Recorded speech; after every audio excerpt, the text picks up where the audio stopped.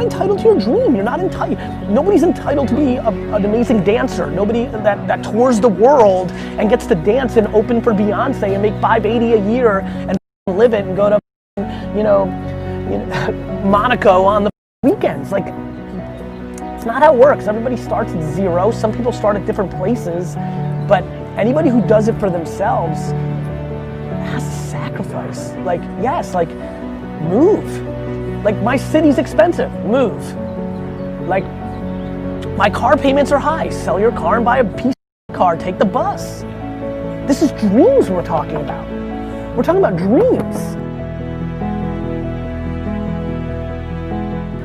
We're talking about, like, I want to be a professional gamer. We're talking about, I want to get paid $200,000 to give a speech. We're talking about that isn't normal.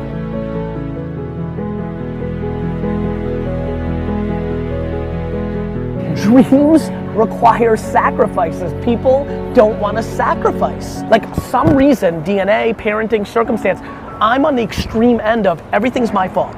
Nobody owes me. I shouldn't get anything unless I bleed for it. The other thing I'm a very big believer in is getting people to not feel like it's a scarlet letter if they lose.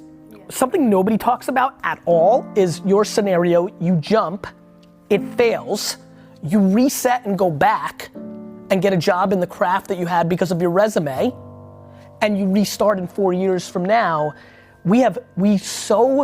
America's pretty good at looking at losses in a positive way compared to other parts of the world where it's like a true scarlet letter, death forever. But still, even here, you know, people don't know when to go back from their jump because they don't want the loss on the resume. They made the big to-do that you're gonna do it. Now it doesn't work, and what they do is they triple down into debt to look good in front of people. And what if it did and you never jumped to find out? Oh, you're preaching. That I want. You've already done that. I'm actually talking about the next part, which is having the options to know that the game is super long, and that if the business, you know, when you go from ice cold, when you go from never having a business to having a business, that's like literally asking me, I'm asking you to right now qualify for Wimbledon in tennis. It's a lot harder than people think. You're grown, you two are grown. I'm not trying to suppress, by the way. I'm talking about the practicality of like options. I love that we live in a world. I'm trying to get people to like really understand how to win this.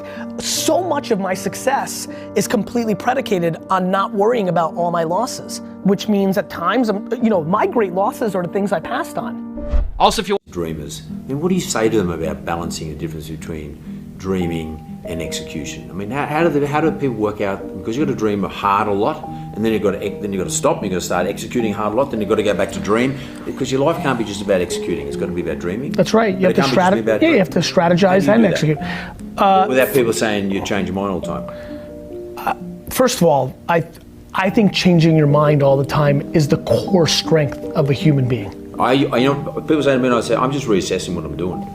My dad used to get so mad at me. You just said a week ago that we were gonna sell rosé. I'm like, I changed my mind. Customers came in, I didn't like the way it felt. I changed my mind. Yeah. I think changing your mind is a huge strength. It's funny, I was about to answer and we brought up the change your mind. I think it's the same thing. I think a lot of people don't fire people, don't change their mind because they're greatly insecure. This is an enormous game of insecurity. You know, why do people dream and not do? They're insecure. They inherently don't think they can do it. The system makes us a bit that way too. I don't know about America, but in this country here, our regulatory environment, yes, it sort of enhances this insecurity, which puts you in a position where you can't fire somebody. Yeah, that. Yeah, mate. Yeah, you know, I've got some of my guys here, I'm a lot more educated in the UK version, and I'm aware that the Australian version's closer to that. That is some. Yeah. Anything that eliminates merit is bad. Yeah. If somebody sucks and you can't fire them, the whole thing's broken. Yeah, totally. The hell are we doing here? Well, I mean, I battle with it all the time. It kills me. And like I even did a TV show here about where I actually had to say, you're fired. And it's not very Australian to do that because it's considered uncool to fire somebody. But in my business, like, I mean, I'm sorry, I just can't put up with something that doesn't work. More importantly, it leads to entitlement, and entitlement is poison. Yeah. 100%. That's how life works. You know, being successful takes several different variables. I think self-awareness is number one. If you don't know yourself and you don't know what you're good at, you've got no shot because you're gonna be spinning your wheels. I think work ethic is at the top. Nobody watching this right now knows anybody that's successful at all that hasn't put in serious amounts of work. Very quickly, I can tell you, you need to get every voice out of your head besides yourself, and you need to love yourself. You will win. Can't live your life based on other people's point of view. I am tired of people not starting and living their life on one very simple thing, which is they're worried about what other people think. Learn the work ethic and the skills that match your ambition. You get to live life one time, and this is the time right now to understand what's actually happening and actually map your behavior to something that will impact you for the next 80 years. Pay the attention to who's giving you the advice. Who's giving the advice? And more importantly, if you live your life where you're comfortable taking somebody else's point of view on how you should live your life, you deserve to live. Figure out what puts you on fire and you're halfway decent at, and become tunnel vision. I only want one thing for people that I have. Really, outside of health, the only thing I wish for people is them to love what they do as much as I do.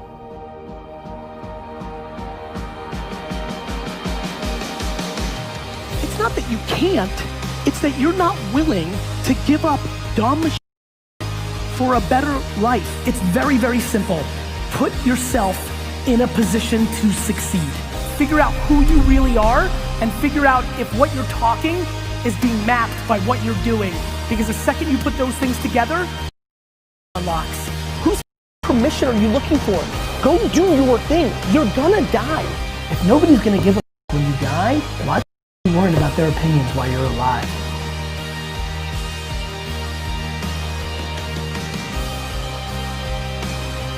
I just can't explain to everybody like clearer. When you figure out who you are and do all that, you win. Regardless of what you're trying to accomplish, you've got to tell the world about it. This is now the world. If you're not betting on this, you're finished. If you're not betting on this, you're finished. If you're not betting on this, you're finished. Stop making excuses. Oh, these millennial kids are so entitled. Oh, these kids didn't have to work as hard as we did. Nobody cares if you're 40, 70, 90, alien, female, male, minority. The market will accept your victories if you're good enough to have a victory. And I believe more than ever that if you're a 49-year-old housewife with 2 kids, because of this phone, you've got more opportunities to create something for yourselves. Please, my friends, do not allow just the 18 and 14 and 22-year-olds to grab at this pie that is so available to all of us, regardless of our age. We're gonna live longer. The opportunity is real. For the 58-year-old right now that's watching this, you're gonna live another 40 years. 40 years of being able to do something you love is a big deal. Start putting in the work. Start recognizing this isn't just a young person's game. Start representing the people that actually put in the work, the gray hairs, that context, that knowledge. Start deploying that. Educate yourself on the new world. Yes, you didn't grow up with Instagram. You didn't grow up driving, and you learned that. Stop making excuses. Start getting educated in the actual world and start opening up the opportunities. In my true opinion, you are actually more likely to be successful in building a company at 45, 50 today than the 18-year-olds that are coming out because there's a naivete, a lack of experience. You have experience. You have experience. Like, that's a real thing. Like, cool. Like, youth and excitement is great. You have actual business experience. There's a plenty amount of talent. There's plenty amount of talent. And there's a ton of fire and bravado. And there's a confidence. There's a confidence that youth provides. But the difference between me and so many of you is I've put in the work to learn where people's attention now is, and I'm deploying myself through there. Many of you have drawn a line in the sand and say, I'm not downloading Snapchat, I'm not downloading Instagram, and that, my friends, is gonna allow you to lose. This video is made for one reason. I want it to be the calling card, the seed of the explosion of the 40 to 80-year-old entrepreneur in our society.